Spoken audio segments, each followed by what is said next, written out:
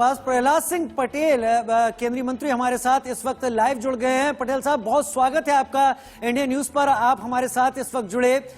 देश की प्रगति का खाका खींचने की कोशिश की है सरकार ने। सबका साथ, सबका विश्वास, सबका विकास और सबका प्रयास, ये प्रयास आपको बजट में कितना सफल होता हुआ दिख रहा है?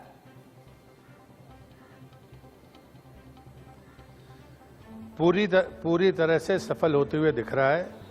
मैं अपने मंत्रालय के बारे में कह सकता हूं कि फूड प्रोसेसिंग मंत्रालय में 135% बजट बढ़ के मिला है और ये हम सबके लिए गर्व की बात है कि भारतीय खान पान दुनिया में कहीं ना कहीं पसंद किया जाता था, लेकिन हमारे सामने चुनौती थी गुणवत्ता की, मार्केटिंग की, ब्रांडिंग की थी। तो पीएलआई स्कीम के तहत एक नई स्कीम हमको मिली है, इसमें 1022 करोड़ रुपया पहली बार में ही मिला है।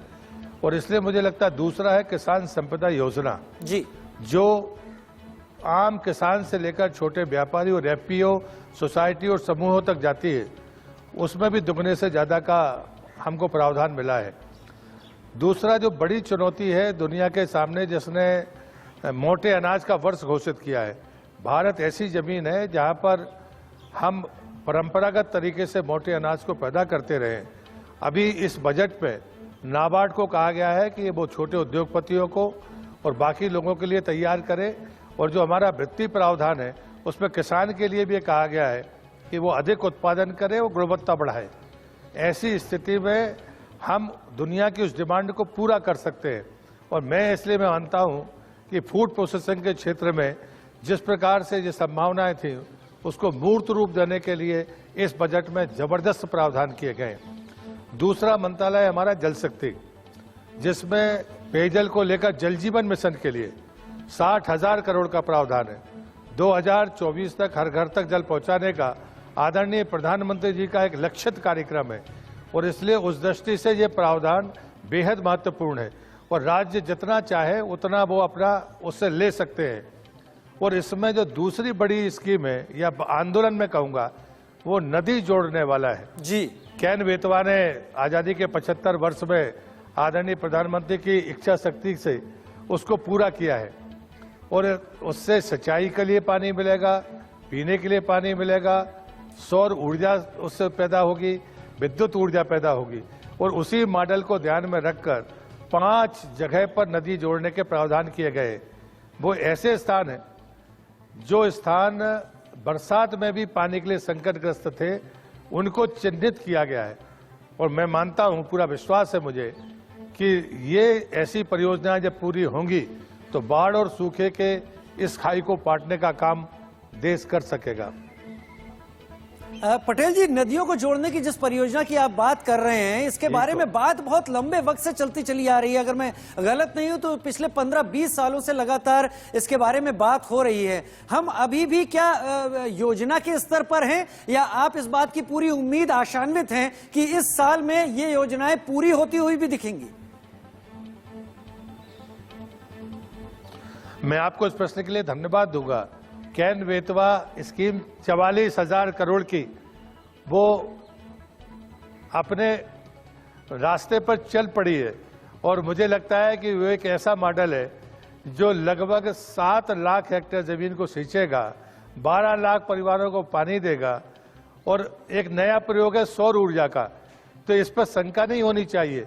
ये बरसों पुरानी देश की जरूरत थी, मांग थी, जिसमें गतिरोध आते रहे अंतर्राज्यीय विवादों को लेकर। लेकिन उत्तर प्रदेश और मध्य प्रदेश के मुख्यमंत्रियों ने माननीय प्रधानमंत्री के नेतृत्व में इस पूरे गतिरोध को समाप्त करके इसको सफलता के मुकाम तक पहुंचा दिया और इसी के परिणाम स्वरूप आज बजट में उन 5 स्थानों को चिन्हित किया गया है जहां वर्षा में भी पानी की कमी है। हम सब जानते हैं कि जब कभी भी बाढ़ आए या सूखा पड़े, सरकार राज्य की हो या केंद्र की हो, किसी की भी हो, उस पर अतिरिक्त बोझ डालता रहा है। अगर हमने नदी जोड़ने का काम पूरा कर लिया और ये इच्छा शक्ति से पूरा किया तो हम सूखे और बाढ़ के उन नुकसानों को भी से भी देश को बचा पाएंगे। पटेल साहब, ये वही साल है 2022 जिसमें हमने कदम रखा है जब मोदी सरकार ने किसानों की आय दुगनी करने की बात कही थी।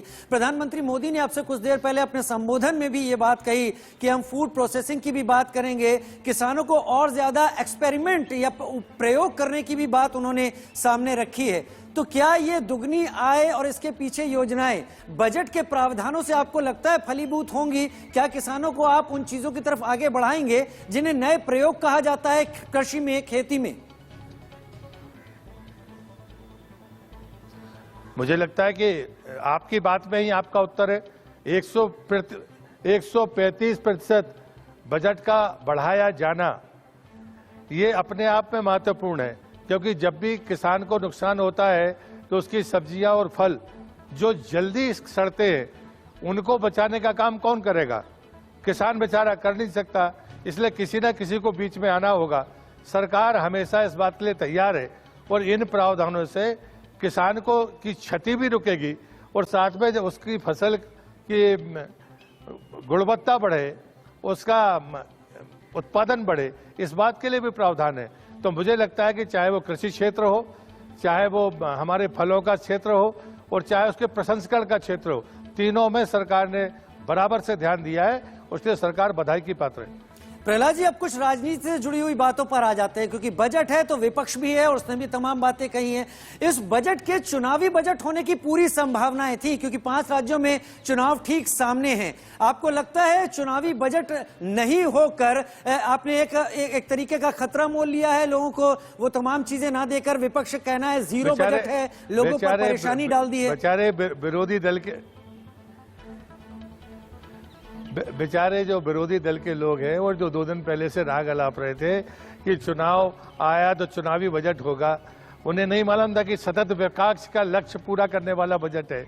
लोक लुभावन बजट की बातें करने वाले लोग आज बेचारे सदमे में हैं कि वो इसका जवाब क्या दें, इसलिए आलोचना में कुछ भी कह रहे हैं। मुझे लगता है कि कितना स्पष्ट कहा है बजट में कि 5 करोड़ परिवारों को पानी पहुंचेगा, 70-80 लाख लोगों को घर मिलेंगे।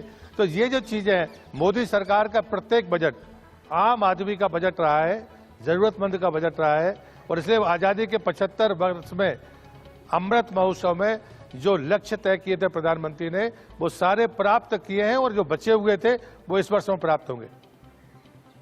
प्रहलाद सिंह पटेल जी, हमारे साथ जुड़ने के लिए आपका बहुत बहुत शुक्रिया। आपने अपना कीमती समय निकाला और हमसे बजट को लेकर तमाम बातें खुलकर सामने रखी। बहुत शुक्रिया हमारे साथ जुड़ने के लिए।